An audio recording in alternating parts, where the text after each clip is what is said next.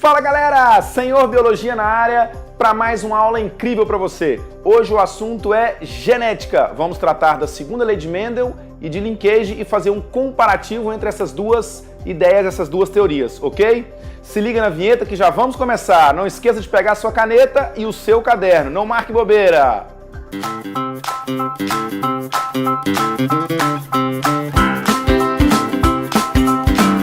Senhor Biologia. É isso aí, pessoal. Gregor Mendel foi um cara fantástico. Ele foi brilhante nos seus trabalhos, mas ele teve sorte também. Porque quando ele analisou as características das ervilhas, por exemplo, a cor da ervilha, a textura da ervilha, a posição da flor, se era axial, a altura do pé de ervilha, ele encontrou características que eram determinadas por genes que estavam sempre em cromossomos diferentes. Se por acaso ele tivesse encontrado alguma característica que estivessem no mesmo cromossomo, aquela proporção que ele encontrou na segunda lei de Mendel para todos os casos que ele analisou, que é a proporção de 9 para 3 para 3 para 1, ele teria tido dificuldade. Porque quando os genes estão no mesmo cromossomo, a segregação não é mais independente, que é exatamente o marco de sua teoria.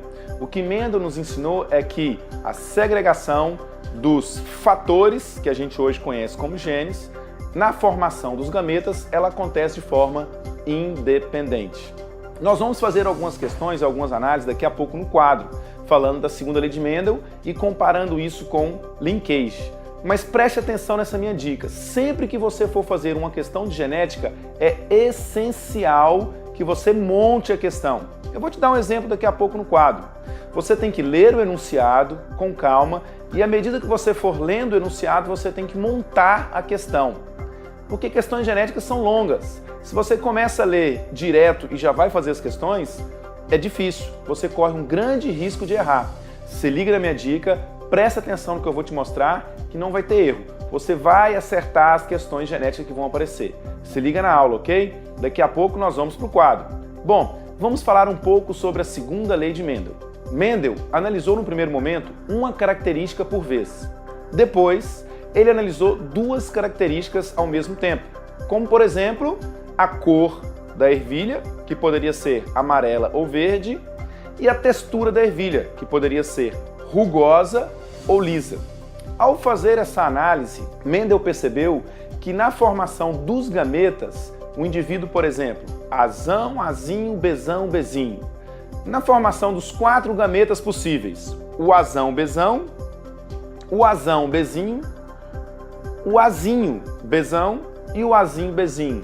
Esses gametas formam-se na proporção de 25% para cada um, na mesma proporção. Um não interfere no outro.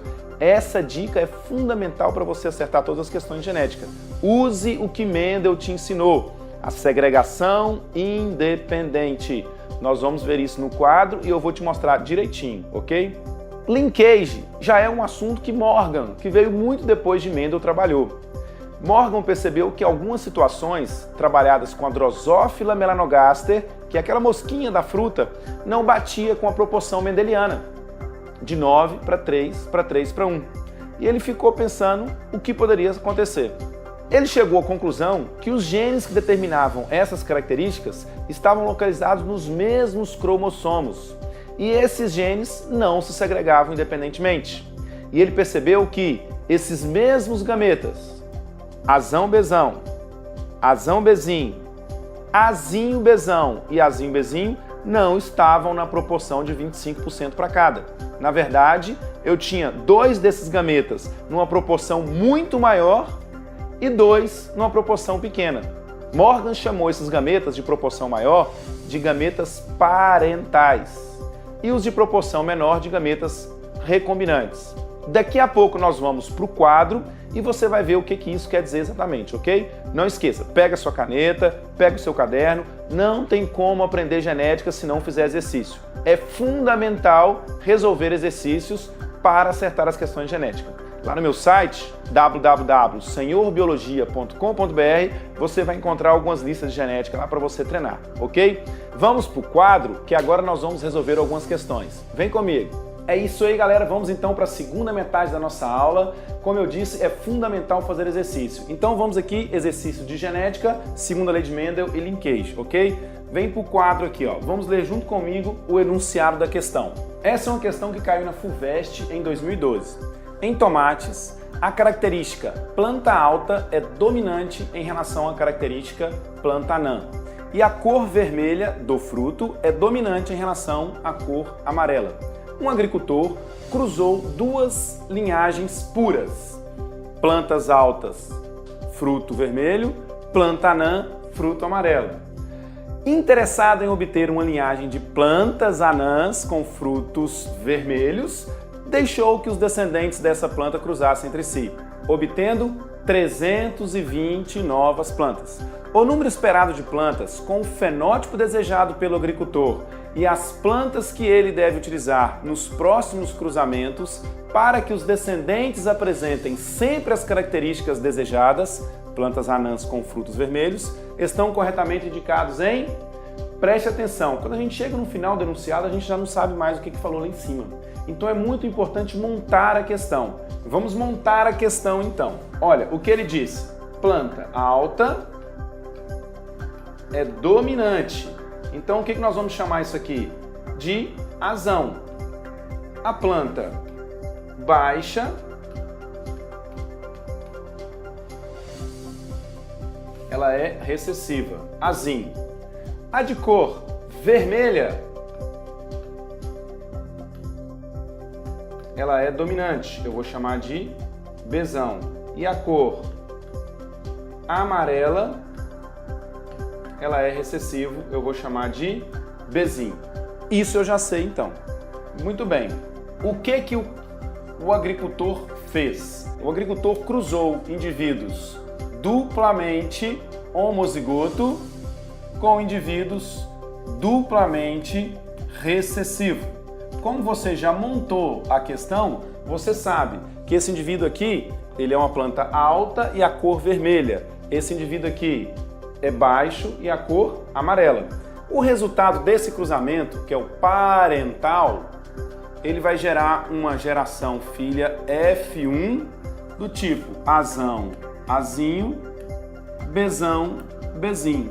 A questão continua falando que com o objetivo de obter plantas anãs e de frutos vermelhos. Então ele quer o quê? Ele quer uma azinho de fruto vermelho, que pode ser bezão, alguma coisa. Qualquer bezão. Pode ser bezão ou bezão, bezinho. Ele quer isso. E o que ele fez? Ele cruzou esses dois indivíduos aqui, ó. Azão, azinho, bezão, bezinho com azão, azinho, bezão, bezinho. Tem três maneiras de você chegar nessa conclusão. Aquela mais demorada, que é construir o quadro de Punnett. Você transforma aqui todos os gametas que o indivíduo produz. O gameta azão, bezão, o gameta azão, bezinho, o gameta azinho, bezão e o gameta azinho, bezinho. O outro também vai fazer o azão, bezão, o gameta azão, bezinho, o gameta azinho, bezão e o gameta azinho, bezinho. Ao construir esse quadro de Punnett aqui, você vai encontrar quantos indivíduos vão ter essa característica. Bobagem, bobagem. Eu vou te mostrar uma outra forma mais rápida e depois uma mais rápida ainda. Se liga, presta atenção aqui, ó. O que eu vou fazer? O que Mendel me ensinou. O que Mendel me ensinou? Que a segregação desses indivíduos aqui, ó, ela acontece de forma independente. Então, o que eu posso fazer simplesmente? Eu vou pegar o azão, azinho, cruzar com o azão, azinho, e vou separar o bezão, bezinho, cruzado com o bezão, bezinho. O que eu vou querer mesmo lá embaixo? O azinho, azinho, bezão, alguma coisa. Não é isso que o agricultor quer? Muito bem. Qual a chance de ter azinho, azinho desse cruzamento aqui, ó? Você já sabe lá da primeira lei que ele vai ser sempre isso aqui, ó. Então a probabilidade vai ser 1 no total de 4, beleza?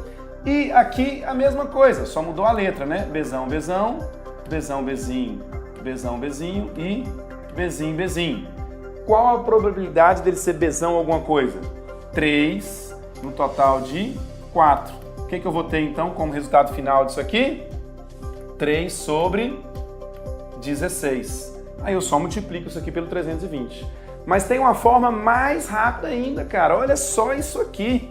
É impressionante e o pessoal não usa. O que Mendel nos mostrou na proporção fenotípica dele? A proporção fenotípica da segunda lei de Mendel é do tipo 9 para 3 para 3 para 1.